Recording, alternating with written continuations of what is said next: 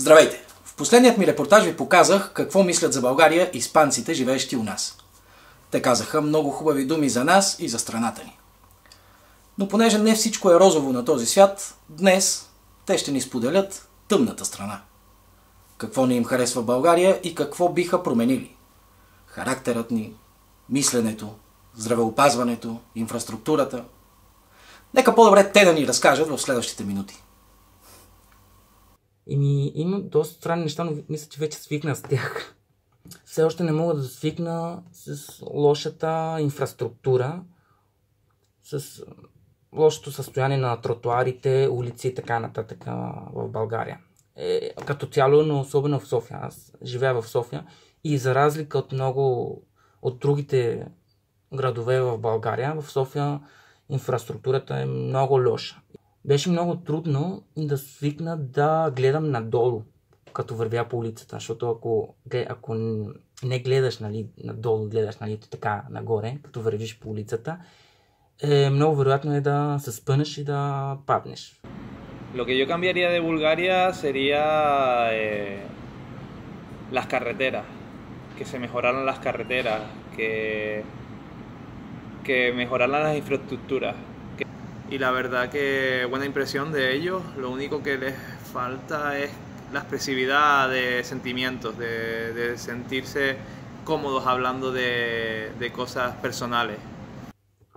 Това, че колите могат да паркират навсякъде на тротуара, примерно. Тези неща би ги променил. И разбира се, социалните проблеми, които има в България, като малки пенсии, несъществуващи или изобщо несъществуващи помощи на деца с увреждания, на хора, които имат проблеми и примерно здравеопазването. Това, което бих променил, мисля, че всеки българин иска същото за държавата си, за страната си. Като цяло испанците като народ са малко по-топли, отколкото българите. Но мисля, че и българите са топъл народ. И само, че по-трудно е да се сприятелиш с българи и да влезеш в група българи. Pero sí que cambiaría la forma de pensar de mucha gente, ¿no? Hay gente que es muy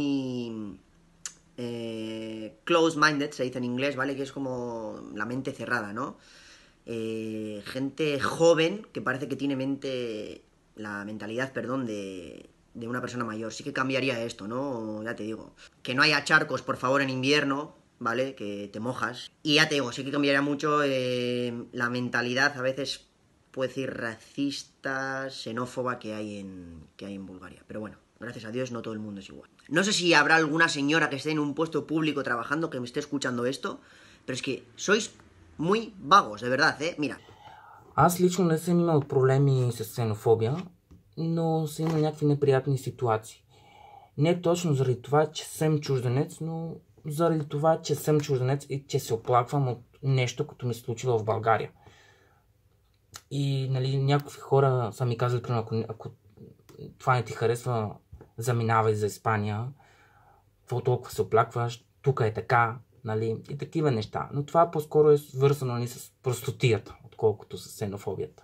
Tela, como celebran los búlgaros los cumpleaños, que se compran 20 tartas. No entiendo a la gente búlgara cómo se gasta tanto dinero en las tartas. Si tienen una cosa en la cabeza, nadie les va a cambiar eso. De verdad, nadie les va a cambiar la ideología que tienen, sea la que sea, nadie se los cambia.